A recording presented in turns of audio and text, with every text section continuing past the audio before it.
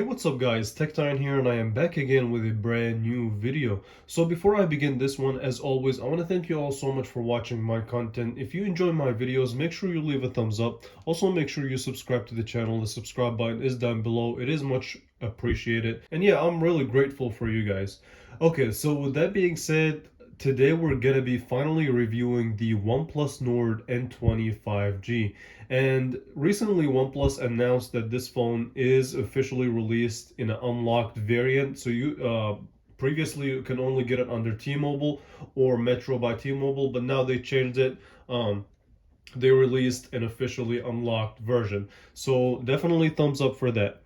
And also, I know like you guys usually are used to voiceovers, but I did the same style with my Moto G Stylus 5G review and you guys enjoyed it. So here we are again experimenting and trying this out again. And we're going to be breaking down this review into several categories. So this is going to be a long video, so stay with me and I'll have the categories divided in the timeline. So the first category is going to be obviously the design and the build quality. The second would be performance. Well, the second would be display. Third would be performance. Fourth would be the camera and the quality of the camera.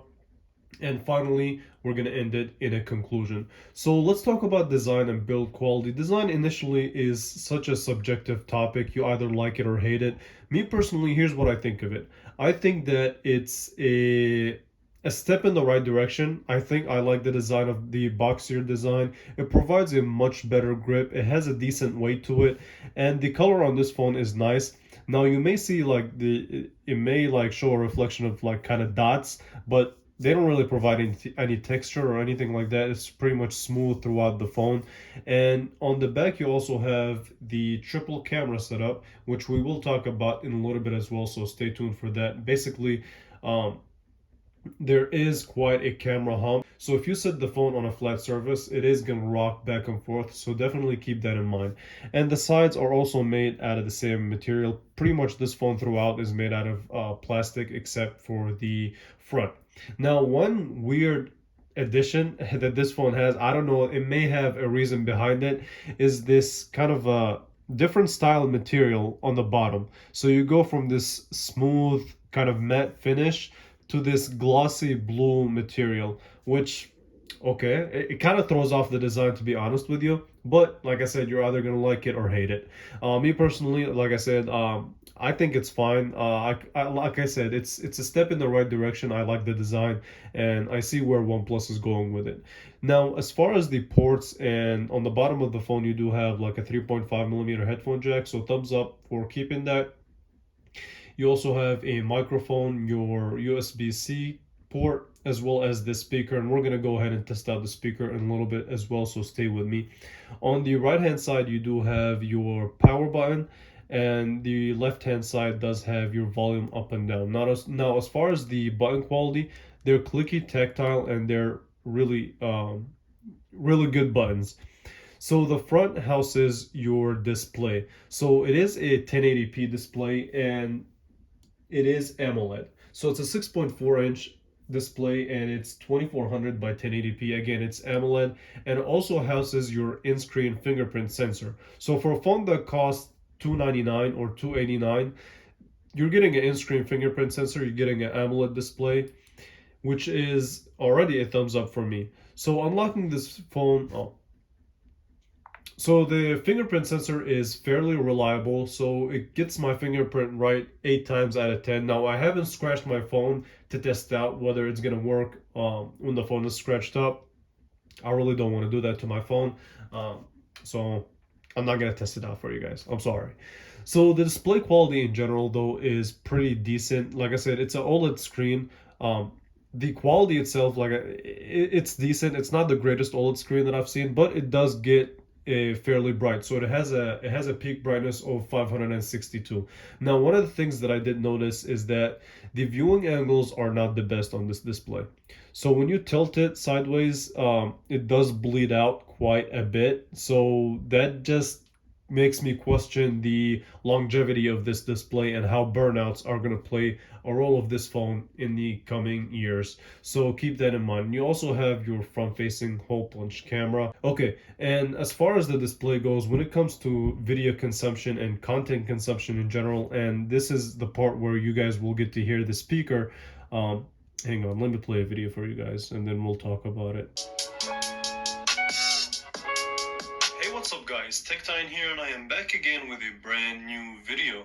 So before I begin this one, I want to thank you all so much for watching. If you like my videos, make sure you leave a thumbs up. Also make sure you're subscribed to the channel. Now this is going to be the full review of the Motorola Moto G Stylus 5G 2022 edition, and this is just such a lengthy name, we're just going to call it the G Stylus 5G. So okay, camera setup. So the triple camera setup comfortable, but just keep that in mind, and the battery life. Okay, so basically the story is this. Overall the display is it's good, right? It's not the best OLED display that I've seen, it's not the best OLED display that I've used, but it's definitely good. Here's what it's lacking. It's lacking kind of confidence in how long this quality will last, what the burnouts in this display will be. That's what I meant when I said quality. It does get fairly bright, so that's a thumbs up. You do get an on-screen fingerprint sensor, another thumbs up. The only thing that's missing, honestly, is like, maybe that's me just being nitpicky, is a 90 hertz panel. So yeah, that's just me. As far as the speaker goes though, it's not really that good. So at highest volume, it doesn't really get that loud and it distorts quite a bit. So it's kind of a letdown speaker. Thankfully, you do have a 3.5 millimeter headphone jack if you still use headphones compatible with that. Okay.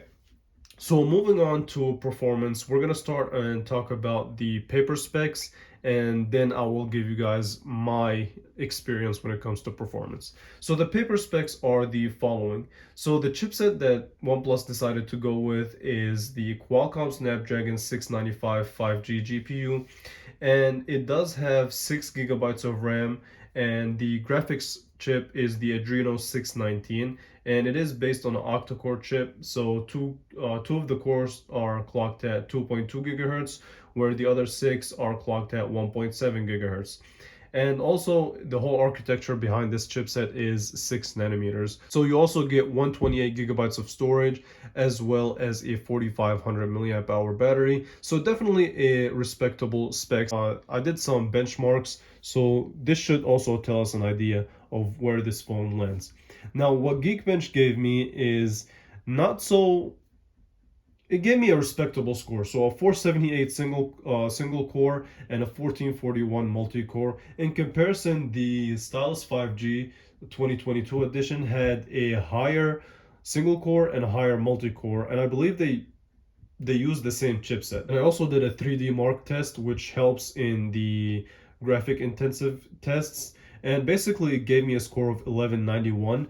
Now the higher the better, but in comparison, when you look at, let's say the iPhone, let's look at the iPhone 13 Pro and 13 Pro Max, you can see like they're pretty much in the 3000 category, which means that this phone is not even close to being compared to them, but it's not meant to be, right? That's just me comparing it for fun. Now, when I kept scrolling down, remember the score that we got was 1191. So going all the way down the list, I can see that it does compare with, let me see, a familiar device. The closest thing that I can find is the Galaxy Z Flip 3.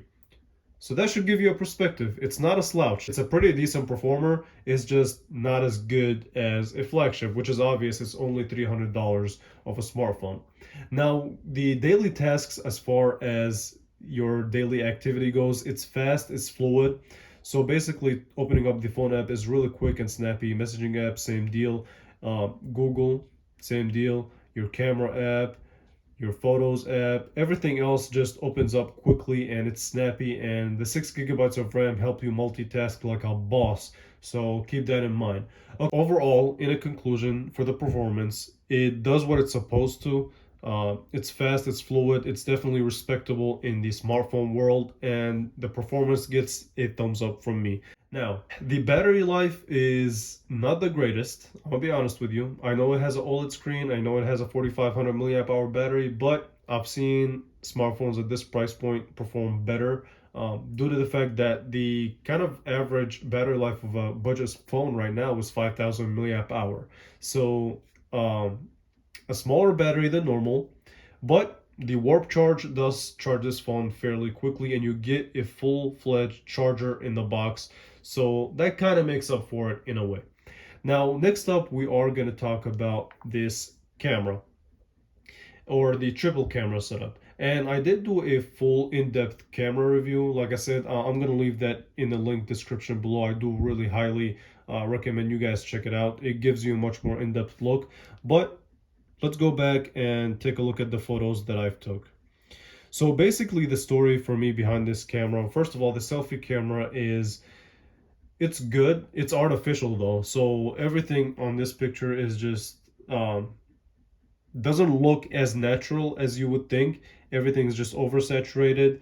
And for the rest of the pictures that I took with this phone, indoor photography does take a hit. So if you're in outdoor condition, then you're definitely gonna see a much better results. So the pictures in outdoor conditions look respectable. They definitely get a thumbs up from me. In some scenarios, it does undersaturate. In other scenarios, it oversaturates. When it comes to low light photography, I mean, it does have a night mode, and this is before and this is after the night mode, but as you can see, it's hard to tell the difference.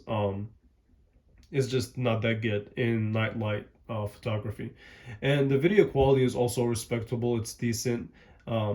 Overall, like I said, the camera does what it's supposed to. The dynamic range is fairly balanced, and as I said in my review, if I were to describe this camera in one word, it would be balanced.